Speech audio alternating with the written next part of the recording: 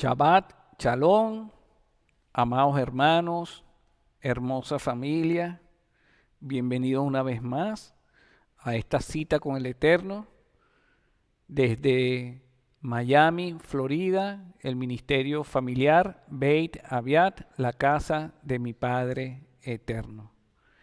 En esta porción de la parashá tenemos la porción Vayeshef. Se encuentra en el libro de Bereshit, Génesis, capítulos 37 al capítulo 40. Vayeshef significa y se estableció. Venimos de la anterior parashá, donde el patriarca Jacob se reencontró y reconcilió con su hermano Esaf de regreso a la tierra de Canaán.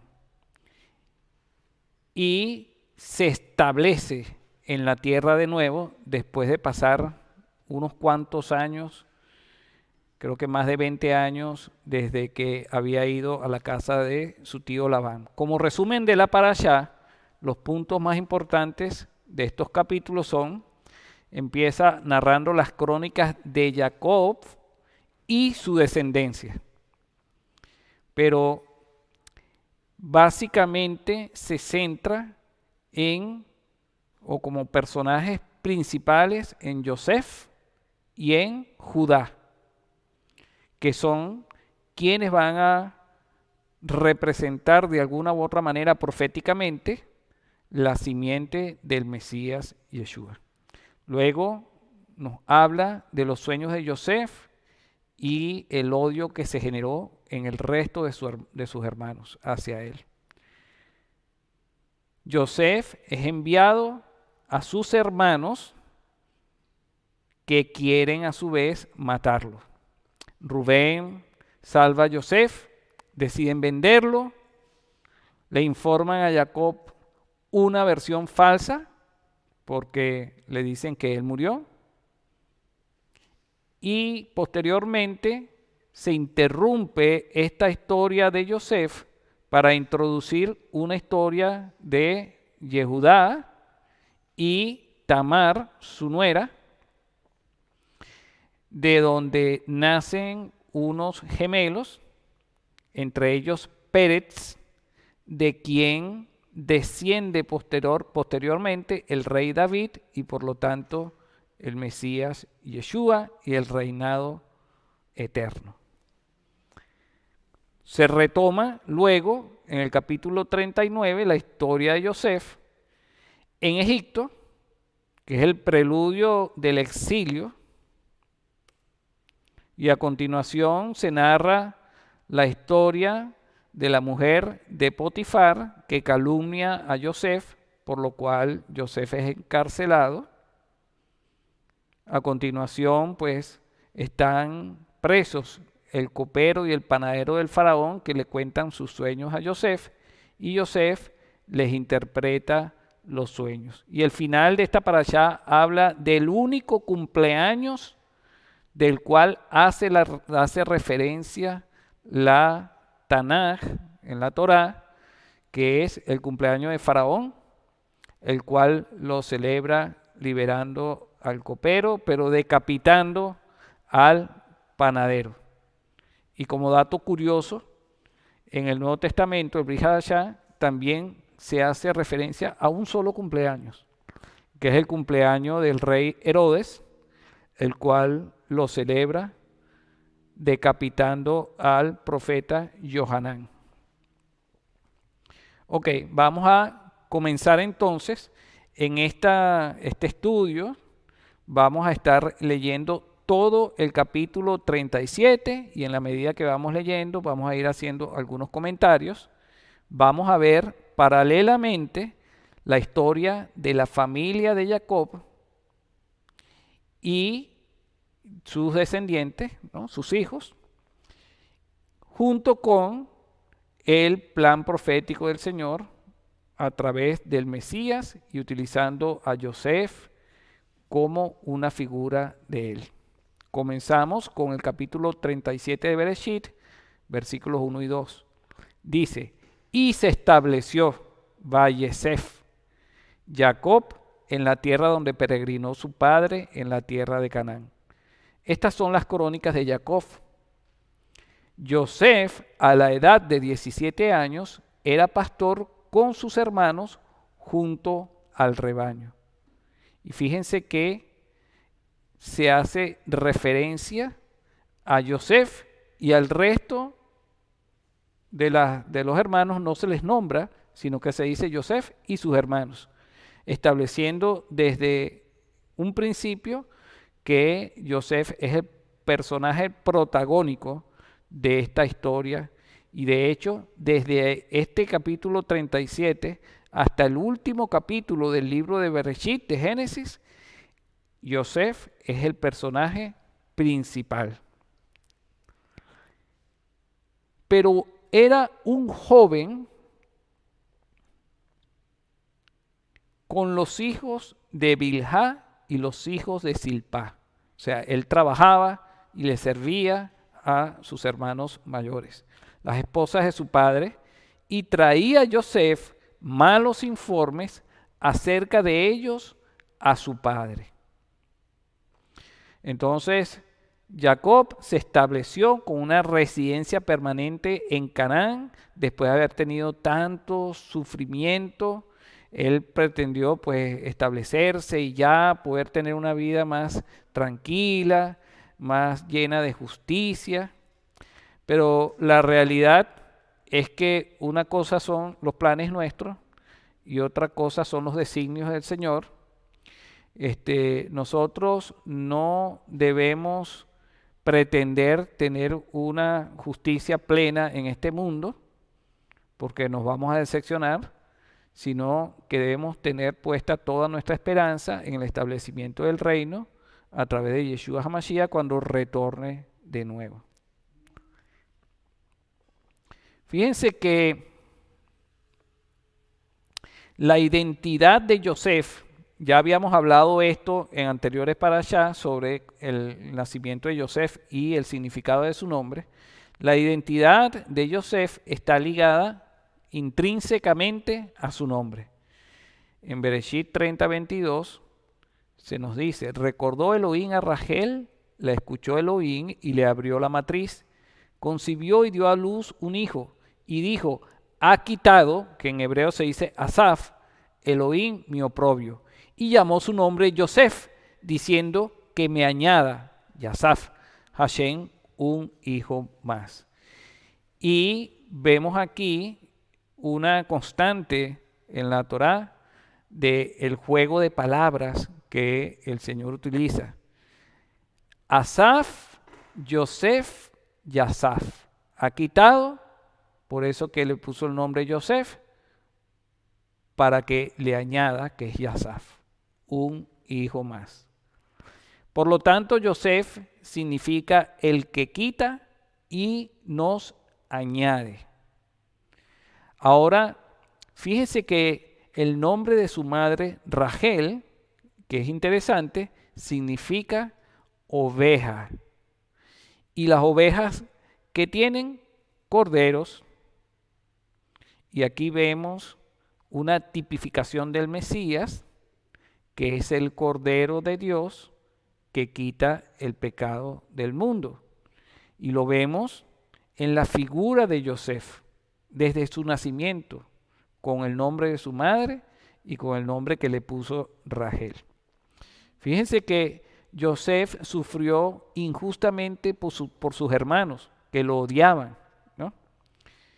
Y el cordero sin defecto es el que se destinaba al sacrificio en el templo para que fueran cargados los pecados en él y sufriera la muerte en sustitución del pueblo de Israel.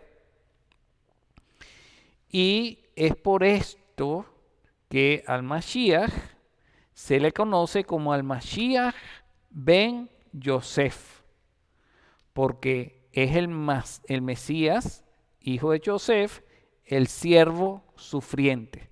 Porque el cordero sufre injustamente por los pecados de Israel y el Mesías sufre injustamente por los pecados de Israel, como lo hizo Yosef.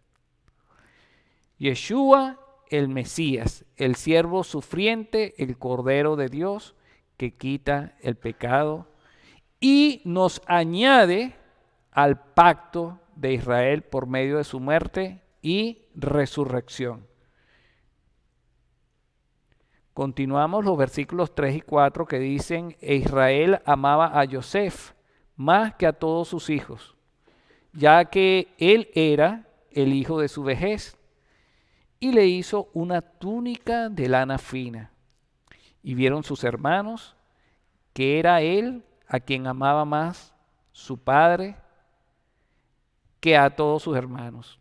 Y lo odiaron y no podían hablar con él en forma pacífica. Ni siquiera lo podían saludar como normalmente se saluda en Israel, ¿no? Shalom.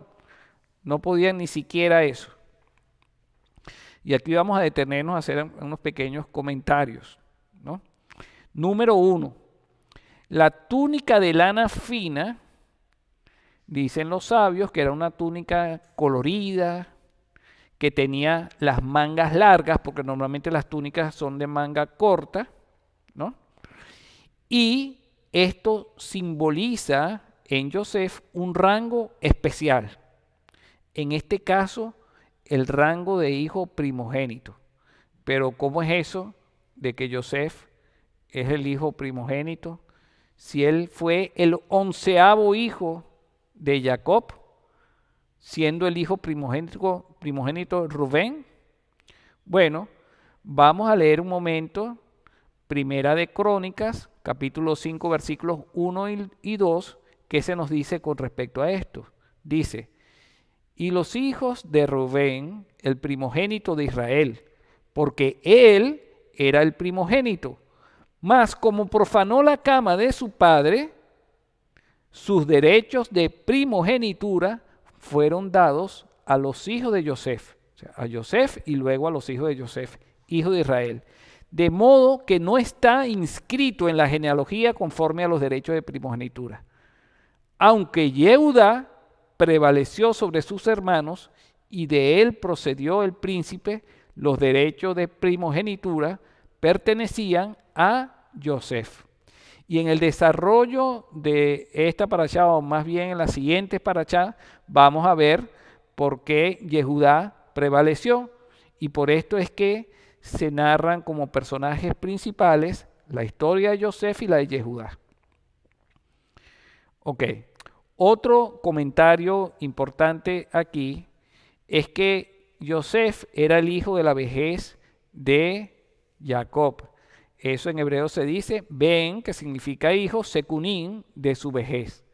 Pero también significa el hijo de la sabiduría.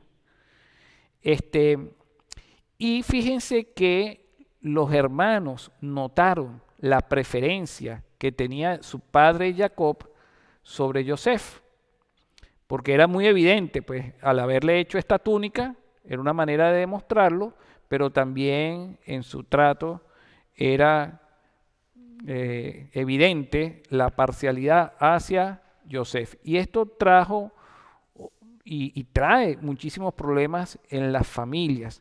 Cuando nosotros los padres no damos un trato justo, adecuado a nuestros hijos, eso genera contienda, generan traumas. Fíjense que cada uno de nuestros hijos tiene cualidades diferentes. Entonces, recuérdense que Isaac amaba a Esaú, porque él era un gran cazador y traía de la casa y él comía de esa casa unas comidas muy ricas. Pero ya Isaac no tenía que amar más a Esaf por esa cualidad. Simplemente nosotros debemos realzar las cualidades de nuestros hijos, que eso es importante, pero no crear un favoritismo o un amor especial, ¿no? También es posible que haya hijos que tengan condiciones eh, que requieran una mayor atención de parte nuestra o un mayor esfuerzo en el proceso de la crianza. Pero esto no quiere decir que nosotros amemos más a esos niños, a esos hijos, sino que cada quien requiere una atención diferente. Nosotros también, como consejo en la crianza de nuestros hijos, debemos evitar las comparaciones. Toda comparación entre los hijos generalmente desatan luchas innecesarias, contiendas entre los propios hermanos. Nosotros debemos amarlos a todos por igual, no mostrar favoritismos. Y fíjense que los hijos de Lea, tanto los 6 que tuvo ella más los 2 que tuvo a través de la sierva, tenían un trauma heredado de su propia madre. Porque Lea, al sentirse rechazada por su esposo Jacob, porque él amaba realmente era a Rachel, ella entró en un proceso de lucha con su hermana por el amor de Jacob, por el reconocimiento, por el favoritismo, y ella sentía como una especie de complejo de inferioridad y lo expresaba constantemente. Y esta actitud fue heredada por sus hijos. Es un complejo de inferioridad. Cualquier cosa reacciona acá, entonces tú no me quieres a mí. Entonces, oye, nosotros tenemos que tener mucho cuidado en la manera como nos relacionamos con nuestros hijos, con nuestras parejas, para evitar estos traumas infantiles que después, indudablemente, nada es imposible para el Señor, pero muchas veces son difíciles de desarraigar, ¿no? Y continuamos dando algunos consejos utilizando el Evangelio. La carta a los Efesios 6:4 dice: y ustedes padres, no provoquen a ira a sus hijos, sino críenlos en la disciplina e instrucción del Señor. Una manera de provocar a ira a nuestros hijos es mostrar un favoritismo hacia alguno de ellos. Eso debemos evitarlo. En Lucas 12:48 dice: a todo el que se le haya dado mucho, mucho se demandará de él. Y al que mucho le han confiado, más le exigirán. Entonces, fíjense, debemos exigirle a nuestros hijos en función a los dones que Dios le haya dado a cada uno de ellos. Y mientras más dones tengan, más debemos exigirles. Sanamente, por supuesto, ¿no? Con amor. Y en Deuteronomio 21:18 dice: si un hijo tiene un hijo descarriado y rebelde, terco en hacer lo malo, que no obedece a su padre ni a su madre, y cuando lo castigan, ni aún así les hace caso. ¿Y por qué traigo este versículo a colación? Porque el castigo que nosotros le infringimos a nuestros hijos no debe estar enfocado en los errores que ellos cometen, porque todos cometemos errores, nadie nace aprendido, ellos están creciendo, ellos están aprendiendo todos los días, y el motivo de nuestro castigo no puede ser que ellos se equivoquen. Simplemente, el motivo del castigo hacia los hijos debe estar dirigido a erradicar la rebeldía. Cuando un hijo está descarriado, es que está alejado, está desenfocado, está desviado del camino y es terco en continuar por ese camino que lo va a llevar a la destrucción. Ese tipo de actitud es lo que nosotros debemos corregir y castigar. Pero el que cometamos errores no debe ser un motivo de castigo. Y vemos en la familia de Jacob que era una familia con múltiples problemas. Pero a pesar de todos los problemas que ellos venían arrastrando, a pesar de su actuar carnal en muchas ocasiones, el Eterno iba con su soberanía y respetando el libre albedrío de ellos, pero el Señor también tiene su libre albedrío. Él iba a llevar adelante el plan que había determinado con el pueblo de Israel, al cual le había hecho las promesas a nuestros patriarcas Abraham, Isaac y Jacob. Seguimos con el versículo 6 y dice: soñó Yosef un sueño y lo contó a sus hermanos, y continuaron odiándolo aún más. Les dijo: oigan por favor este sueño que soñé. Quizás fue un poco ingenuo Yosef, sabiendo que sus hermanos lo despreciaban y lo odiaban, irles a contar sus sueños y a expresarle sus sentimientos, o bueno, en este caso más que sentimientos eran esos sueños, pues a tener esa confianza, ¿no? Tenemos que tener mucho cuidado con quién compartimos nuestro corazón, nuestra mente, nuestros deseos, porque pudiéramos estar recibiendo maldiciones, desprecios y malos deseos, envidia, en vez de bendiciones. Y fíjense que al igual que los hermanos odiaban a Yosef, los judíos odiaban a Yeshua, siendo Yeshua un hermano judío. Sin embargo, al final, Yeshua, al igual que Yosef, estaban destinados a salvar a sus hermanos. Y no solamente a salvarlos, sino a guiarlos al arrepentimiento, el perdón y la reconciliación. Versículo 7. He aquí que estábamos nosotros atando gavillas en medio del campo, cuando he aquí que se levantó mi gavilla y también se quedó erguida. Entonces, he aquí que se reunieron en derredor las gavillas de ustedes y se inclinaron ante mi gavilla.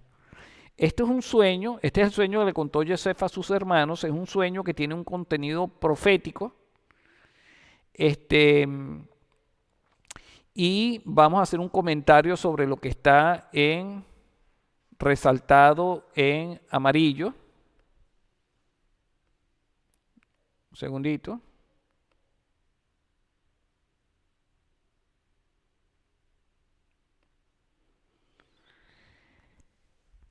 Ok.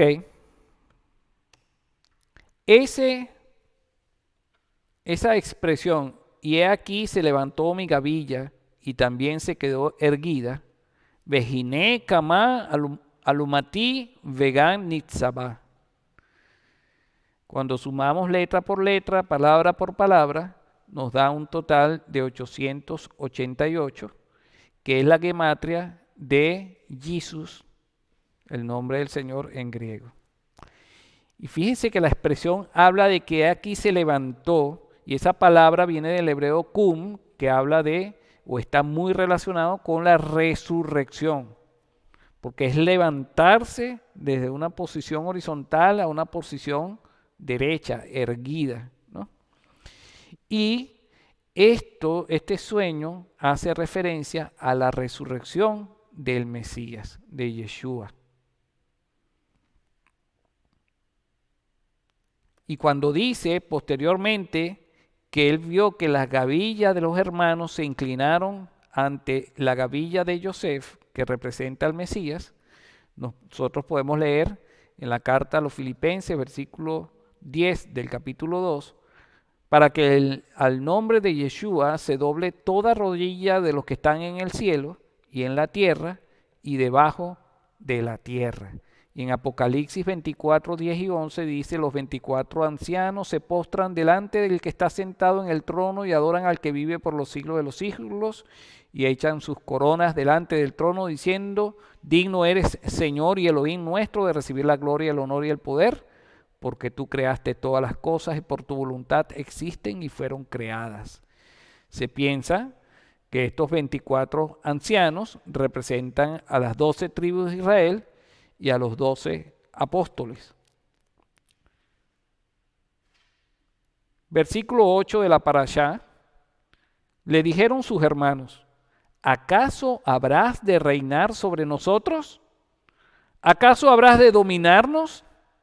y continuaron odiándolo aún más, a causa de sus sueños y a causa de sus palabras. Nosotros tenemos que aprender a no tomarnos todas las cosas de manera personal, a preguntarle al Señor para qué suceden las cosas que no pueden estar sucediendo y a elevarnos como las águilas por encima de las tormentas y tener una visión más desde el punto de vista de Dios, más profética, tratando de entender cómo Dios se está moviendo en nuestras vidas.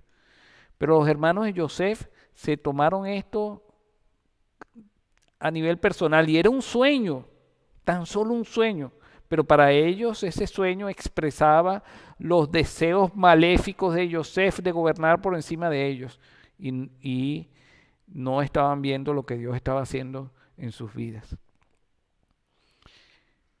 Y soñó otro sueño más y se lo relató a sus hermanos y dijo: he aquí soñé otro sueño más y he aquí que el sol, la luna y 11 estrellas se inclinaban ante mí.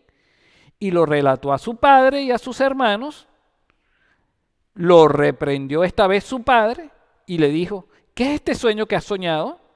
¿Acaso habremos de venir yo y tu madre y tus hermanos a inclinarnos ante ti rostro en tierra? Lo cual era imposible, porque su mamá Rachel ya había muerto.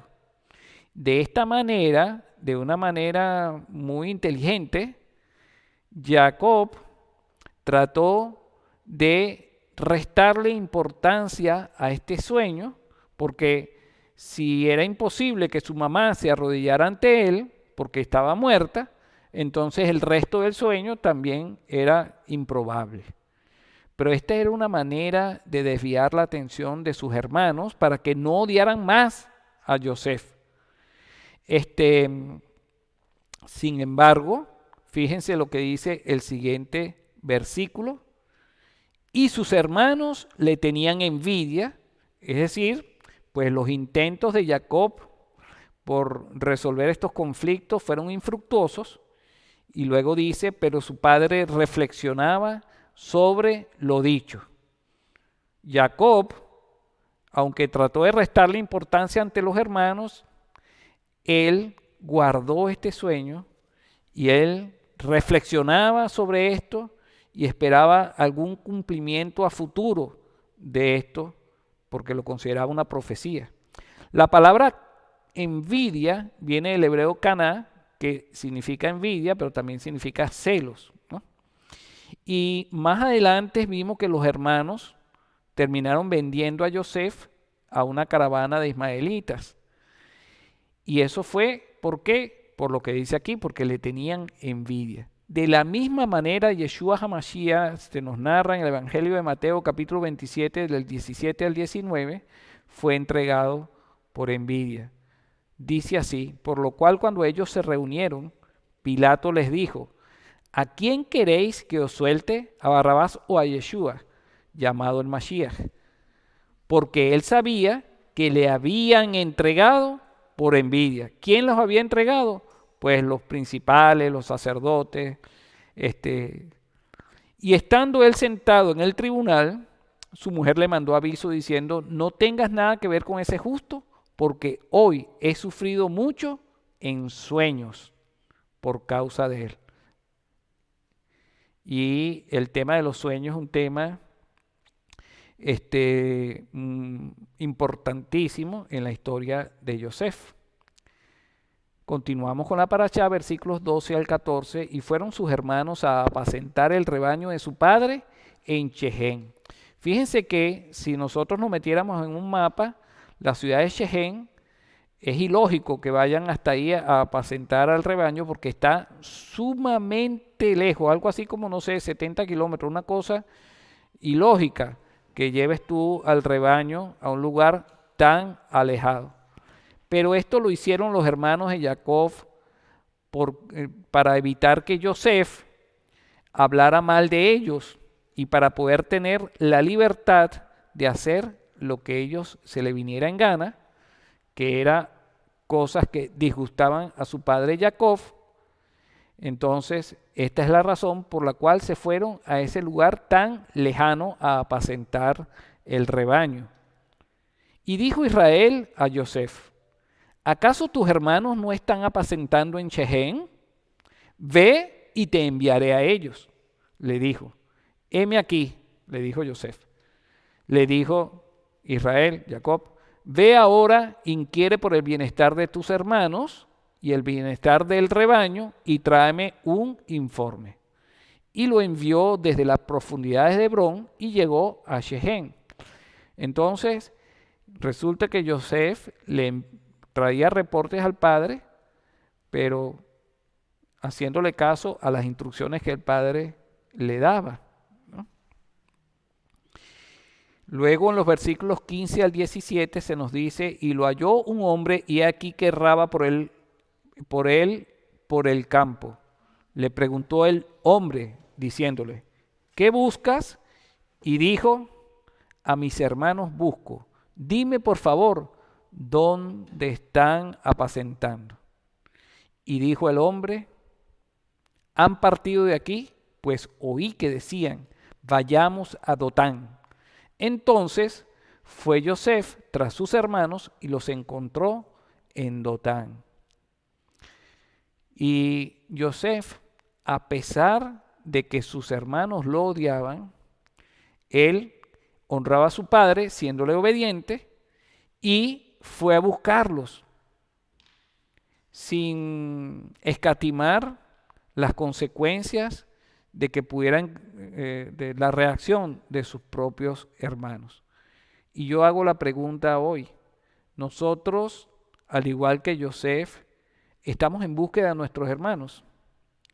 Nosotros, al primer rechazo, por ejemplo, de un judío o de un gentil, ya huimos y ya no insistimos más nunca en predicarle el evangelio.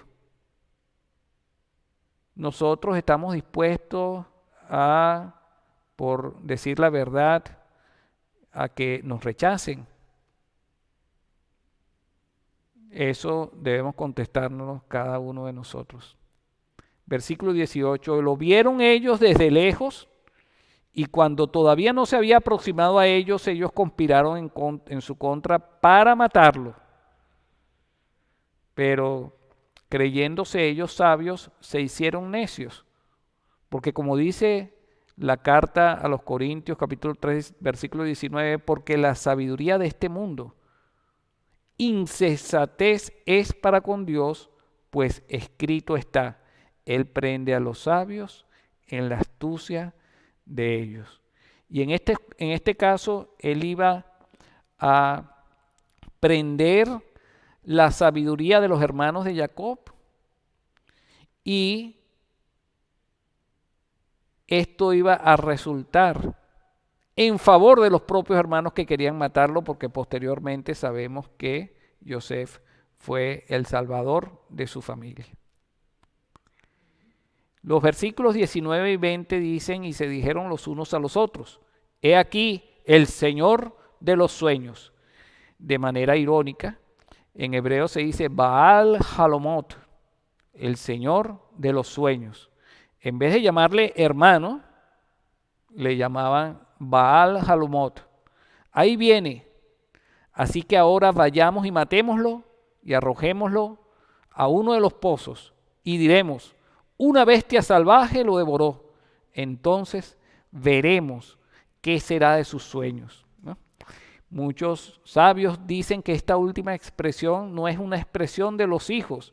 Entonces veremos qué será de sus sueños, sino del Ruach Elohim, del Espíritu de Dios. Porque cuando ellos llevaron adelante este plan, entonces los sueños de Jacob, de Yosef, realmente se iban a cumplir. Y fíjense que Yeshua le fue revelado a su padre adoptivo, José, en hebreo Yosef, en un sueño. como lo dice el Evangelio de Mateo, capítulo 1, versículo 19 al 21, y Yosef, su marido, el marido de Miriam, de María, siendo un hombre justo y no queriendo difamarla, quiso abandonarla en secreto porque ella había salido embarazada. Pero mientras pensaba en esto, he aquí se le apareció en sueños un ángel del Señor diciendo: Yosef, hijo de David, no temas recibir a María tu mujer, porque el niño que se ha engendrado en ella es del Espíritu de santidad. Y la vida de Yosef también habla proféticamente de la revelación a Yosef, el esposo de María, del Mesías Yeshua. Y dará a luz un hijo y le pondrás por nombre Yeshua, porque él yoshía a su pueblo de sus pecados. Vemos el juego de palabras, como le había dicho anteriormente.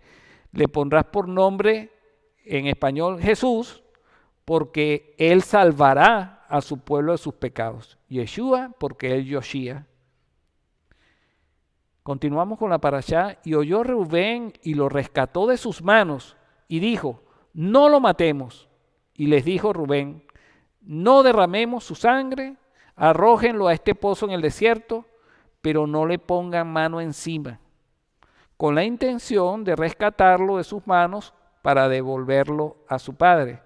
¿Por qué Rubén hace esto? Porque aunque Rubén odiaba también a Yosef, y de hecho quizás es uno de los que más razón tenía para odiarlo, porque él había perdido la primogenitura y la había alcanzado Yosef, Rubén tuvo temor de cometer otro error tan grave o más grave que el que había cometido cuando se acostó con Bilhá, la mujer de su padre, que era la sierva de Rachel, y de alguna manera expresar esa lucha que tenía su mamá Lea, porque él era hijo de Lea, con Rachel. Entonces él, de esa experiencia, de alguna manera le trajo remordimientos y decidió echar atrás los planes de matar a Yosef. Seguimos, y sucedió cuando llegó Yosef a sus hermanos, que ellos le arrancaron a Yosef su túnica, la túnica de lana fina que llevaba encima. Y esto es algo profético también, porque dice los Salmos, Tehilim 22:18, repartieron entre sí mis vestiduras y sobre mi ropa echaron suertes, y esto se cumplió en el Evangelio de Juan, capítulo 19. Entonces dijeron entre sí: no la partamos, sino echemos suertes sobre ella, a ver de quién será. Para que se cumpliese la escritura que dice: repartieron entre sí mis vestiduras y sobre mi ropa echaron suertes. Esto pues hicieron los soldados, que despojaron a Yeshua de sus vestiduras, de su túnica, al igual que los hermanos despojaron a Yosef de su túnica. Y luego dice el versículo: y lo tomaron y lo arrojaron al pozo, y el pozo estaba vacío, no había agua, no había en él agua. ¿Y qué hicieron después? Se sentaron a comer pan. El grado de maldad es muy grande, porque después de haberlo arrojado a ese pozo, donde podían haber animales venenosos, donde sin duda alguna, si no era rescatado por alguien, iba a morir, no solamente hicieron esa maldad tan grande, sino que se sentaron tranquilamente a comer sin ningún remordimiento. Pero fíjense qué fue lo que sucedió con Yeshua después que fue crucificado. Dice el Evangelio de Juan, versículo 31. Los judíos entonces, como era el día de preparación de la Pascua, o sea, del Pesaj, a fin de que los cuerpos no se quedaran en la cruz el día de Shabbat, porque ese día era día de Shabbat, era muy solemne, porque era Pesaj, pidieron a Pilato que les quebraran las piernas y se los llevaran. Más adelante, entonces tomaron el cuerpo de Yeshua y lo envolvieron en telas de lino con las especias aromáticas, como es costumbre sepultar entre los judíos. En el lugar donde fue crucificado había un huerto y en el huerto un sepulcro nuevo en el cual todavía no habían sepultado a nadie. Por tanto, por causa del día de la preparación de los judíos, como el sepulcro estaba cerca, pusieron allí a Yeshua. Es como decir el pozo donde lanzaron a Yosef. Bueno, a Yeshua lo pusieron en el sepulcro. ¿Y qué hizo todo el pueblo después? Porque ya iba a comenzar el Shabbat. Fue a comer la cena de Pesaj. Los hermanos de Yosef lo echaron al pozo y se sentaron a comer pan. El pueblo judío colocó a Yeshua en el sepulcro e inmediatamente se sentaron a comer Pesaj. Continuamos versículos 25 y 26 de la parashá. Se sentaron a comer pan, alzaron la vista y vieron, y he aquí que una caravana de ismaelitas venía de Gilead, y sus camellos cargaban especias, bálsamo y loto, en su camino para bajarlos a Egipto. Dijo Judá a sus hermanos: ¿qué provecho obtendremos de matar a nuestro hermano y encubrir su sangre? Y fíjense este detalle, que Yehudá es el único que llama a Yosef y lo reconoce como hermano. Y él no consintió en matarlo, sino en venderlo. Solucionó un problema, pero creó otro problema, lo cual no es sano. Fíjense que Rubén no quiso matar a Yosef y hizo su propio plan. Yehudá tampoco quiso matar a Yosef y creó este nuevo problema, que era venderlo. Y probablemente Rubén, Yehudá y todos los hermanos de Yosef le tenían miedo a Shimón y a Leví. ¿Por qué? Porque ellos eran unas personas con un carácter iracundo, violento, y que anteriormente vimos cómo mataron a todos los hombres de la ciudad de Shechem cuando los engañaron, invitándolos a que se circuncidaran para que formaran un solo pueblo. Continuamos los versículos 27 y 28 y dice: vamos, vendámoslo a los ismaelitas, pero que nuestra mano no esté sobre él, pues nuestro hermano es él, continúa diciendo Yehudá. Y aceptaron sus hermanos y pasaron por allí hombres madianitas, comerciantes, y ellos sacaron a Yosef subiéndolo del pozo y vendieron a Yosef a los ismaelitas por 20 monedas de plata y llevaron a Yosef a Egipto. Y continúa desarrollándose esta historia paralela de la familia de Israel y el contenido profético de Yeshua, porque así como Yosef fue vendido por sus hermanos, Yeshua fue vendido por Judas, o sea, en hebreo, Yehudá. Entonces Satanás entró en Judas, llamado Iscariote, que pertenecía al número de los 12, y él fue y discutió con los principales sacerdotes y con los oficiales sobre cómo se lo entregaría. Ellos se alegraron y convinieron en darle dinero. Él aceptó y buscaba una oportunidad para entregarle sin hacer un escándalo. Y vemos el paralelismo. Versículos 30 de la parashá. Regresó Rubén al pozo, y aquí que no estaba Yosef en el pozo. Y rasgó sus vestimentas y regresó a sus hermanos y dijo: el muchacho no está, o el niño no está.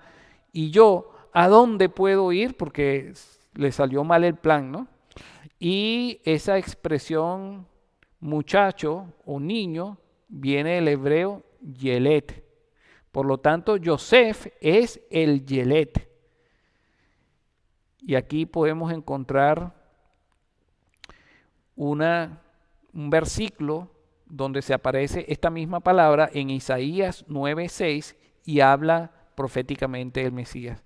Porque un yelet nos ha nacido, un hijo nos ha sido dado, y la soberanía reposará sobre sus hombros, y se llamará su nombre admirable, consejero, Dios poderoso, Padre eterno, Aviat, Padre eterno, príncipe de paz, Sar Shalom. Y en Isaías 29, versículos 22 al 24, se habla de los hijos de Israel, como los Yelet también, ¿no? Por tanto, Hashem, que redimió a Abraham, dice así acerca de la casa de Jacob: Jacob no será ahora avergonzado ni palidecerá ahora su rostro, porque cuando vea a sus niños, sus Yelot, poniéndonos a nosotros también este nombre, la obra de mis manos en medio suyo, ellos santificarán mi nombre, ciertamente santificarán al Santo de Jacob y tendrán temor al Dios de Israel. Los descarriados de espíritu conocerán la verdad y los murmuradores aceptarán instrucción.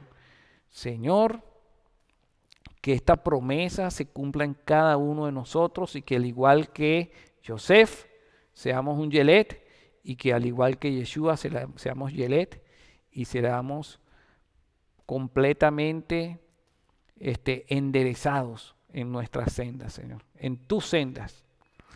Versículos 31 y 33, y estamos ya próximos a terminar. Y tomaron la túnica de Yosef, sacrificaron un cabrito y remojaron la túnica en sangre. Y enviaron la túnica de lana fina y la trajeron a su padre y dijeron: esto encontramos, identifícalo por favor. ¿Acaso es la túnica de tu hijo o no? Él la reconoció y dijo: la túnica de mi hijo. Una bestia salvaje lo devoró. Ciertamente fue devorado en pedazos Yosef. Esa expresión, devorado en pedazos Yosef, en hebreo es Toraf, Yosef. Un juego de palabras, ¿no? Toraf, Yosef. Devorado en pedazos Yosef. Y en Levítico 22:8 se nos da una instrucción con respecto a los animales que han sido encontrados muertos y despedazados por una fiera. Como habían dicho los hermanos de Yosef que había sucedido con él, de que una fiera lo había devorado, ¿no? Y dice en Vaikra Levítico capítulo 22 versículos 8, mortecino ni despedazado por fiera no comerá para contaminarse con ello, yo soy Hashem. Y esto proféticamente habla de Yeshua HaMashiach, que hasta el día de hoy es considerado terafé por nuestros hermanos judíos. Dice el Evangelio de Juan, capítulo 6, versículos 51 al 52, yo soy el pan que descendió del cielo, hablando Yeshua. Si alguno come de este pan, vivirá para siempre. Y el pan que yo también daré por la vida del mundo es mi carne. Los judíos entonces contendían entre sí, diciendo: ¿cómo puede éste darnos de comer su carne? Y más adelante pues intentaron incluso matarlo. Y lo consiguieron. Porque consideraban esto una blasfemia. Consideraban que la carne de Yeshua era terafé.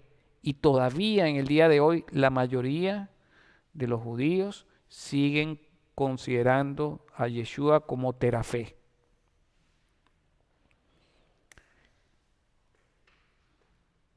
Versículos 34 y 35 del capítulo 37 de Bereshit. Entonces se rasgó Jacob sus vestimentas y se puso arpillera en los lomos y guardó duelo por su hijo muchos días.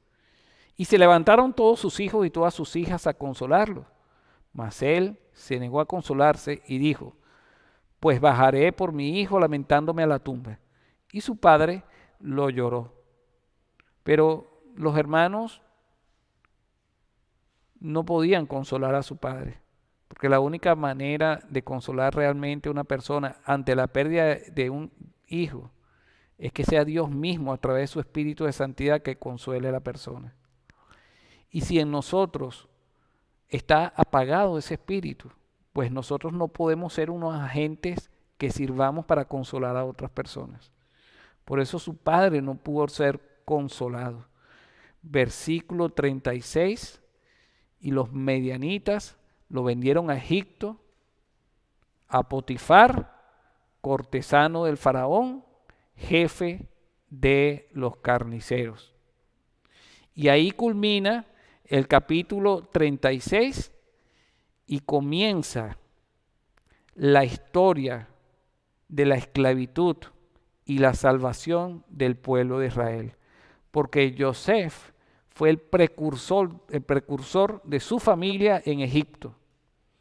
Luego lo siguieron el resto de su familia para que después se convirtieran en un pueblo muy grande y próspero, que fueron posteriormente esclavizados y luego liberados por la mano poderosa del Eterno. Cumpliéndose así la profecía que dice en Bereshit, Génesis 15, 13, 14, a Abraham. Y Dios dijo a Abraham: ten por cierto que tus descendientes serán extranjeros en una tierra que no es suya, donde serán esclavizados y oprimidos 400 años. Mas yo también juzgaré a la nación a la cual servirán, y después saldrán de allí con grandes riquezas. Y nos tenemos que hacer algunas preguntas. ¿Cómo ves la vida y lo que acontece a tu alrededor?